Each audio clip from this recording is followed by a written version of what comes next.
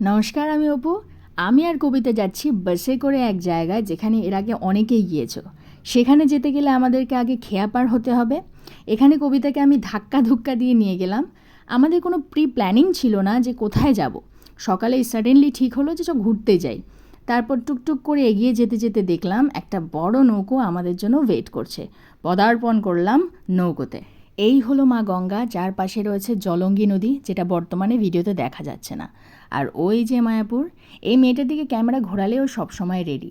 যাই হোক, শেষমেশ আমরা পৌঁছে গেলাম মায়াপুর ট্রি হাউসে।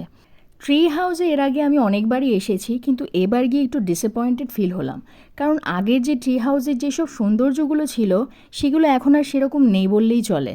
একটা সময় বাঁশ দিয়ে বানানো ছোট ছোট কোটেজ, চেয়ার টেবিল, ল্যাম্পপোস্ট আরও অনেক কিছুই ছিল দেখার মতন জিনিস, যেগুলো হয়তো অযত্নের কারণে এখন নষ্ট হয়ে গিয়েছে। সামনের এই বট গাছটার অনেক ডালপালাই কেটে ফেলা হয়েছে, যার কারণে চারিদিকটা একটু ফাঁকা ফাঁকাই ফিল আসছিল। সামনের এই বসার জায়গাটায় একসময় অনেক বান্ধবীরা এসে গল্প করেছিলাম। আমি তো গিয়ে ঠ্যাঙের ওপর ঠ্যাং তুলে বসে পড়লাম। অন্য সময় জায়গাটায় এতটাই হাওয়া বইতো যে উড়ে যাবো মনে হতো, কিন্তু সেদিন একদমই হাওয়া ছিল না। তারপর আমি আর কবিতা একটি কুল শেডের নিচে গিয়ে বসলাম, গান শুনলাম, গল্প করলাম, আর একটু পরেই আমরা বেরিয়ে পড়ব। হাঁটতে হাঁটতে প্রচণ্ড টায়ার্ড হয়ে গেছে। রাস্তায় চলতে চলতে একটা মিষ্টি হাতি দেখলাম। যেহেতু সামনেই নবদ্বীপের রাজযাত্রা আর তার প্রস্তুতি তুঙ্গে। এটা হচ্ছে কুত্তাদের মহল রাস্তা, মানে প্রতিটা পদক্ষেপে গু দেখতে পাওয়া যাবে।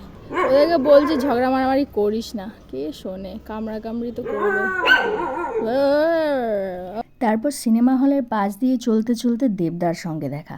দেবদা নয়, দেবদার মুভি পোস্টার ধূমকেতু।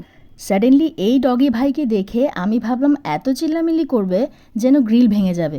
সাধারণত এই জাতীয় ব্রিডকে অন্য সময় এতই চিল্লাতে দেখি, পারে না গ্রিল ভেঙে বেরিয়ে যায়, কিন্তু এই মহাশয় দেখলাম অতীব শান্ত সভ্য।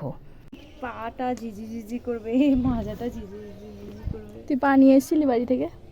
না, আসলাম বাবা, কি শান্তি লাগছে। জলগুলো দেখ। সবাই তো ভাবে আমরা এত কিপটা, টোটো করে যা আসে করে দেয়, হেঁটে হেঁটে আসে। হ্যাঁ গাইস, তোমরা ঠিকই ধরেছো, আমরা কিপটা তো। তারপর নৌকো ধরে বাড়ির দিকে রওনা দিলাম। টাটা।